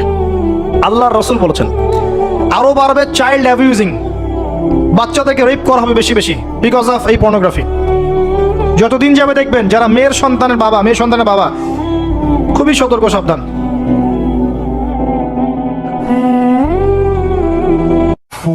কার কোলে আপনি মেয়েকে তুলে দিচ্ছেন? 5 বছর, 4 বছর, 3 বছর এইসব মেয়েদেরকে ধর্ষণ করা হচ্ছে। সমাজটা কোন জায়গায় চলে গেছে চিন্তা করছেন? এগুলোর মূল কারণ, একদম গাছের উপরের কারণ হচ্ছে পর্নোগ্রাফি। এই মূল কারণ কিন্তু বেপরদামি নয়, আমি বুঝাতে পারছি না মনে হয়। এর মূল কারণ কিন্তু বেপরদামি নয়, পর্নোগ্রাফি। কারণ পর্নোগ্রাফি অ্যাক্সেসের কারণে মানুষের ভিতরটা পশু হয়ে গেছে। এই পশুত্ব মেটানোর জন্যে সে কোনো ওয়ে খুঁজে না পেলে তখন রেপ করবে, বাচ্চাকে পেলে বাচ্চাকে ধর্ষণ করবে, হামলে পড়বে মেয়েদের উপরে, ভিতর থেকে পশু বানিয়ে দেওয়া হয়েছে। এরপরেও আছে বিয়ের রাস্তা কঠিন করে ফেলা। বিয়ে তো করতে দিচ্ছেন না, কঠিন। বিয়ে করলে অনেক সমস্যা, জেনা করতে কোনো সমস্যা নাই। 1000 টাকা, 2000 টাকা, 5000 টাকা দিয়ে মানুষ জেনা করছে, এবং আপনাদের শহরের ব্যাপার আপনারাই ভালো জানেন, আমাকে বলার দরকার নাই। যখন এই জিনিসগুলো বাড়বে আপনাদের কমিউনিটির মধ্যে, আল্লাহর আযাব গজব বেশি আসবে। আল্লাহর আযাব গজব এমন ভাবে আসবে আপনি কল্পনা করতে পারবেন না। গোশত খাচ্ছে, পচা গোশত। আরেকটা বলি, ঠিক এরপরে নবী সাল্লাল্লাহু আলাইহি ওয়াসাল্লাম দেখলেন একটা চুলা দেখলেন। চুলার নিচের দিকটা হচ্ছে প্রশস্ত, মাথাটা সংকীর্ণ এরকম, মানে তন্দুর রুটি ভাজে দেখেছেন রুটি যে ভিতরে দেয় একটা এরকম গোল চুলা থাকে, সামথিং লাইক দ্যাট। নিচে দাউ দাউ করে আগুন জ্বলছে, আর এখানে কিছু মানুষকে জ্বালানো হচ্ছে। যখন নিচ থেকে আগুন এরকম করে আসছে, তখন এরা আগুনের তাপে উতলে উঠছে, আগুন নিচে নেমে যাচ্ছে, এরা আবার আস্তে আস্তে নিচে নেমে যাচ্ছে। এভাবেই হাদিসে ব্যাখ্যা করা আছে। নবী সাল্লাল্লাহু আলাইহি ওয়াসাল্লাম জিজ্ঞাসা করলেন, এরা কারা? বলা হলো, এরা আপনার উম্মতের সেই সব ব্যক্তি যারা জেনায় লিপ্ত ছিল। তিনি আরো এগিয়ে গেলেন, জিনা সম্পর্কে কয়েকটা হাদিস এসেছে। তিনি এগিয়ে গেলেন, দেখলেন একটা জায়গা যেখান থেকে দুর্গন্ধ বের হচ্ছে, পাবলিক টয়লেটের চেয়ে প্রখর দুর্গন্ধ, মনে হচ্ছে পাবলিক টয়লেট। নবী জিজ্ঞাসা করলেন সাল্লাল্লাহু আলাইহি ওয়াসাল্লাম, কোন জায়গা থেকে এরকম দুর্গন্ধ আসছে? তিনি বলেন, এটা হচ্ছে জেনাকার, এবং জেনাকারীদেরকে আযাব দেওয়া হচ্ছে, ওদের রক্ত মাংসের পুজের গন্ধ এগুলা। দেখলেন এক শ্রেণীর মানুষকে একটা শরবত খাওয়ানো হচ্ছে, শরবত জাহান্নামীদের রক্ত মাংস পুজের নির্মিত। তার নাম হচ্ছে তিনাতে খাবাল। কি নাম? তিনাতে খাবাল। কাদেরকে খাওয়ানো হচ্ছে? যারা এই উম্মতের মাদক সেবন করতে, এদেরকে খাওয়ানো হচ্ছে। আমি আপনাকে একটু পিছনে নিয়ে যাই। আলোচনা শুরু করেছিলাম যেখান থেকে, ওই যে মৌলিক সমস্যাগুলো যেটা বলেছিলাম এই উম্মতের মধ্যে এখনো আছে, এটাই সেই পাপগুলোর শাস্তি যেটা কিয়ামত পর্যন্ত উম্মতের মধ্যে থাকবে। মাদক, পর্নোগ্রাফি, এই যে আপনার বিহায়াপনা, জেনা, সুদ, এগুলো এখনকার মৌলিক সমস্যা। এগুলোই হবে এই উম্মার বড় বড় সমস্যা, যার কারণে উম্মতের বেশিরভাগ মানুষকে ওখানে আযাব দেওয়া হচ্ছে। আল্লাহ পাক আমাদেরকে হেফাজত করুন। এরপর এভাবে তিনি আরো কিছু শাস্তি দেখেছেন। দেখে আসার পথে জাহান্নামের যে বর্ণনা দিয়েছেন, যে বেশিরভাগ মানুষ সেখানে হচ্ছে জাহান্নামে নারী জাতি। কি কারণে তারা বেশিরভাগ জাহান্নামে যাবে? লানত করার কারণে, অভিশাপ দেওয়ার কারণে, স্বামীর অকৃতজ্ঞ হওয়ার কারণে। সারা জীবন স্বামী করে যাবে, একদিন ঝগড়া লাগলে বলবে সারা জীবন তোমার কাছে কোনো ভালো ব্যবহার পেলাম না। আরেকটা হচ্ছে এমন কিছু তাদের সাথে হবে, লিসেন টু মি, এমন কিছু তাদের সাথে হবে এই উম্মতের ক্ষেত্রে, যার কারণে মেয়েরা ওদের সতীত্ব, তাদের পর্দা, ঈমান, আমল ধরে রাখতে পারবে না। আপনাকে এখন খুঁজতে হবে সেটা কি, যে এই উম্মতের মেয়েদের ক্ষেত্রে স্পেশালি হয়েছে, যার ফলে মেয়েরা আর ঘরে থাকতে পারে নাই, পর্দায় থাকতে পারে নাই, সতীত্ব রক্ষা করতে পারে নাই, নামাজ, কালাম, ঈমান, আকীদার আর ঠিক ঠিকানা নাই। কি সেটা, যেটা আজকে থেকে 100, 200, 500 বছর আগে হয়তো বা ছিল না? সেটার নাম হচ্ছে ফেমিনিস্ট রেভলিউশন। এই সম্পর্কে পড়েন ভালো করে। এই কারণেই মেয়েদেরকে আপনি ঘরে রাখতে পারবেন না। আপনাকে বলে রাখি, দাজ্জালের শেষ ফলোয়ার, দাজ্জালের লাস্ট ফলোয়ার হবে এক শ্রেণীর নারী, যাদেরকে আপনি ঘরে রাখতে পারবেন না। নবী যেটাও বলেছেন, এই উম্মতের বহু নারী জাহান্নামের ঘ্রাণও পাবে না, জান্নাতের ঘ্রাণও পাবে না। যদিও জান্নাতের ঘ্রাণ বহু দূর থেকে পাওয়া যায়। যারা এই উম্মতের মেয়েদের মধ্যে এমন কাপড় পরবে যেই কাপড় পরেও তারা নগ্ন থাকে, ব্যাখ্যা কোনো প্রয়োজন নাই, যারা পুরুষের পোশাক পরবে। এবং আসার পথে তিনি একটা সুঘ্রাণ পেলেন, অত্যন্ত সুন্দর ঘ্রাণ। তিনি জিজ্ঞাসা করলেন, এই ঘ্রাণ কোথা থেকে আসছে? নবী সাল্লাল্লাহু আলাইহি ওয়াসাল্লামকে বলা হলো, এটা হচ্ছে সেই ঘ্রাণ ফেরাউনের মেয়ের চুল আঁচড়ে দিত একজন দাসী, যাকে আপনারা অনেকে আসিয়া বলে থাকে। সেই দাসীর হাত থেকে একদিন চিরুনিটা পড়ে যায়, সে চিরুনিটা বিসমিল্লাহ বলে ওঠায়। ফেরাউনের মেয়ে শুনে ফেলে, বিসমিল্লাহ আবার কি? আমার বাবা ছাড়াও তোমার কোন ইলাহ আছে? সে বলে, হ্যাঁ, আমার আল্লাহ একজন ইলাহ আছে, সে আমার ইলাহ, তোমার বাবারও ইলাহ। ফেরাউন এটা শুনে ফেলে। কড়াই গরম করে তেল সেখানে ফুটানো হয়, এখানে তাকে নিক্ষেপ করে হত্যা করা হয়। আসিয়া মৃত্যুর আগে সে আল্লাহর কাছে দোয়া করেছিল, আল্লাহ, আমার জন্য তোমার জান্নাত, তোমার পাশে একটা জান্নাত, একটা ঘর নির্মাণ করো, আর ফেরাউনের এই আযাব থেকে আমাকে হেফাজত করো, বাঁচাও। আল্লাহ পাক ফেরাউনের দাসী আসিয়ার জন্য জান্নাতে ঘর নির্মাণ করেছেন। সেই ঘর থেকে ঘ্রাণ আসছে। নবী সাল্লাল্লাহু আলাইহি ওয়াসাল্লাম ফিরে আসলেন, এসে এই পুরো ঘটনা ব্যাখ্যা করলেন। কাফেররা কথা বিশ্বাস করলো না। এমনকি অনেকে তখন যারা বিশ্বাস করেছিল তারাও বলতে লাগলো, যেটা আবার কি ধরনের কথা, এক রাতের মধ্যে এগুলো হতে পারে? অনেকে ঈমান হারাও হয়ে গেল। আবু বকর সিদ্দিক রাদিয়াল্লাহু আনহু এই সময় সিদ্দিক উপাধি পেয়েছেন। এছাড়া মেরাজের রাতে আরো অনেক ঘটনা ঘটেছে, যেগুলো টাইম টু টাইম নবী সাল্লাল্লাহু আলাইহি ওয়াসাল্লাম বর্ণনা করেছেন, ব্যাখ্যা করেছেন পরবর্তীতে গিয়ে। এখানে আমাদের কিছু শিক্ষা আছে, আমরা শেষ করার আগে শিক্ষাগুলো নিয়ে কথা বলছি। 1 নাম্বার, আল্লাহ পাক 3টা হাদিয়া দিয়েছেন।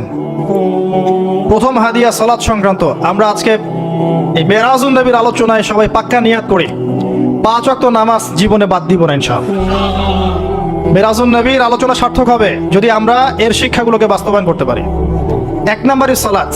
নবী সাল্লাল্লাহু আলাইহি ওয়াসাল্লাম ইন্তেকাল করার আগেই বলেছেন আসসালাত আসসালাত ওয়া মা মালাকাত আইমানুকুম। 2 নম্বর সূরা বাকারার শেষের আয়াত, রাতের বেলা যে ব্যক্তি পড়ে ঘুমাবে লিল্লাহি মা ফিস সামাওয়াতি ওয়া মা ফিল আরদ, এখান থেকে ফানসুরনা আলাল কওমিল কাফিরিন পর্যন্ত সারা রাত ইবাদতের নেকি পাবে ইনশাআল্লাহ। এর মধ্যে দিয়ে একটা বিষয় বোঝানো হয়েছে, সেটা হলো এই 3 আয়াত পড়তে গেলে তো আপনাকে কোরআন পড়া জানতে হবে নাকি? অতএব কোরআন পড়া শেখেন, নিয়মিত কোরআন তেলাওয়াত করেন, আল্লাহ পাক তৌফিক দান করুন। সালাত এবং কোরআন। 3 নাম্বার শিরক মুক্ত আমল, শিরক মুক্ত তাওহীদ। এই উম্মতের যে ব্যক্তি শিরকে লিপ্ত হবে না ইনশাআল্লাহ জান্নাতে যাবে। আপনি কিতাবুত তাওহীদ বইটা কিনেন, এখানে সমস্ত শিরকের লিস্ট দেয়া আছে, কোন কোন কাজ শিরক। আমরা মুসলিমরা আল্লাহ ছাড়া অন্যকে সিজদা করি। এখন আমরা মুসলিমরা আল্লাহ ছাড়া অন্য কারো নামে নজর করি, অন্য কারো নামে মানত করি, অন্য কারো জন্য কুরবানি করছি। আমরা বিশ্বাস করি যে কবরে গেলে সন্তান পাওয়া যাবে। আমরা এখন অনেকে বিশ্বাস করি হাতের বালা আংটি আমার রোগ ভালো করবে। আমরা বিশ্বাস করি। আমরা অনেকেই আল্লাহর হালালকে হারাম করেছি, হারামকে হালাল করেছি। অনেকেই বলছে আল্লাহ বলতে কিছু নাই, সব বিগ ব্যাং থেকে সৃষ্টি হয়েছে। অনেকেই বলছে যে তাকদীর বলতে কিছু নাই, মানুষ যা করবে তাই। প্রচুর শিরকে আমরা লিপ্ত আছি। চিন্তায়, কথায় এবং কাজে আমাদের শিরক আছে।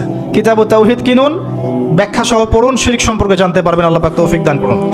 আল্লাহ পাক একটা হাদিসে কুদসির মধ্যে বলেছেন, হে আদম সন্তান, তুমি যদি কিয়ামতের মাঠে আমার সামনে আকাশ জমিন সমান গুনাহ নিয়ে আসো কিন্তু শিরক না করো, আমি তোমার সামনে আকাশ জমিন সমান রহমত নিয়ে আসবো। মেরাজুন নবী শিক্ষা। আসুন আরো সামনের দিকে আসেন। সুদের শাস্তি দেখেছেন, সুদ খায়েন না, না খেয়ে মারা যান, সুদ খায়েন না, আল্লাহর ওয়াস্তে আল্লাহকে ভয় করেন। এটা মায়ের সাথে জেনা করার মতো অপরাধ। সমাজের কোনো মানুষ যদি এই কাজ করে, মায়ের সাথে জেনা করে, আপনি পাথর নিক্ষেপ করে হত্যা করবেন। আপনি চাইবেন ওকে পাথর নিক্ষেপ করে হত্যা করতে। সেই কাজ আমরা অবলীলায় করে যাচ্ছি। আল্লাহ পাক আমাদেরকে বোঝার তৌফিক দেখ। শাস্তি দেখেছেন এতিমের মাল ভক্ষণ, অন্যের সম্পদ অন্যায়ভাবে আত্মসাৎ করেন না। শাস্তি দেখেছেন জেনার। যুব সমাজকে রিকোয়েস্ট করবো, আল্লাহর ওয়াস্তে জেনায় যায় না। আগে আপনি পড়াশোনা শেষ করেন, পড়াশোনা শেষ করে একটা হালাল রিজিকের ব্যবস্থা করে বিয়ে করে ফেলেন। আর গার্ডিয়ানদেরকে বলবো বিয়েটাকে সহজ করে দেন, মোহর কম নেন, বিয়েকে সহজ করেন। বিয়ের পরে ওদেরকে পড়াশোনা করতে দেন, ইনশাল্লাহ ওদের চরিত্র হেফাজতে থাকবে। এবং আগে একটা হালাল রিজিকের ব্যবস্থা করেন ছোটখাটো, এরপর বিয়ে করেন। এতিম মেয়েকে বিয়ে করেন, পারলে তালাকপ্রাপ্তাকে বিয়ে করেন, বিধবাকে বিয়ে করেন। কিছু করেন যেটা আপনি আল্লাহকে দেখাবেন, আল্লাহ এটা তোমার সন্তুষ্টির জন্য করেছি, আমাকে মাফ করে দাও। দিন বোঝার পরে দিনদার ক্যাটরিনা কাইফ খুঁজতে যায় না, আর মেয়েরা আবার দিনদার বিল গেটস খোঁজে, এগুলোতে যায় না। দিনদারিকে প্রাধান্য দিয়ে বিয়ে করে নেন। গার্ডিয়ানদেরকে রিকোয়েস্ট করবো, বিয়ের বয়স হয়ে গেলে রিজিকের সোর্স থাকলে বিয়ে দিয়ে দেন। আল্লাহ পাক সহজ করে দিন, আমিন। জিনা থেকে বেঁচে থাকেন। আরো শাস্তি দেখেছেন এই যে বক্তা, কথা কাজে মিল যেন থাকে, আল্লাহ পাক সেই তৌফিক আমাদেরকে সবাইকে দান করুন। আরো দেখেছেন সুদের শাস্তি এবং গীবত সমালোচনার শাস্তি। আল্লাহ পাক এই উম্মতের মানুষদেরকে, আমাদেরকে গীবত, তহমত, অপবাদ, সমালোচনার সংস্কৃতি থেকে বাঁচিয়ে রাখুন, আল্লাহুম্মা আমিন। জাহান্নামে নারী দেখেছেন প্রচুর। আমরা যেন আমাদের মা বোনদেরকে পর্দায় রাখতে পারি, তাদেরকে দিন শেখাতে পারি, তারা যেন এই ফ্যামিলিস্ট রেভলিউশনে ধোকায় পড়ে ঈমান আমল ইজ্জত না খোয়ায়, সেটা আমরা দেখবো ইনশাআল্লাহ আযজা ওয়া জাল। সবশেষ অহংকারীদেরকে আল্লাহ রাসূল সাল্লাল্লাহু আলাইহি ওয়াসাল্লাম জাহান্নামী বলেছেন। কারো মধ্যে যদি যাররা পরিমাণ অহংকার আসে, সে ব্যক্তি জাহান্নামে যাবে। আল্লাহ পাক আমাদেরকে অহংকার থেকে বাঁচিয়ে রাখুন, আল্লাহুম্মা আমিন। মেরাজের নবীর এই আলোচনা থেকে আমরা যা শিখলাম, এগুলো আল্লাহ পাক আমাদেরকে বাস্তবায়ন করার তৌফিক দান করুন। এছাড়া আরো অনেক ঘটনা ঘটেছিল যেটা আমি আজকে সারা রাতে বলে হয়তো শেষ করতে পারতাম না। আপনারা সবাই রাসূলুল্লাহ সাল্লাল্লাহু আলাইহি ওয়াসাল্লামের সিরাত একটাবার পড়বেন, হাদিসগুলোকে পড়বেন, কোরআন নিয়মিত পড়বেন, 5 ওয়াক্ত সালাতে পাবন্দ হবেন এবং রমজান মাস, আসন্ন রমজান মাসকে সঠিকভাবে কাজে লাগাবেন, হালাল খাবেন, আদর্শ পরিবার করবেন। আল্লাহ পাক আপনাকে আমাকে সবাইকে তৌফিক দান করুন, আমিন।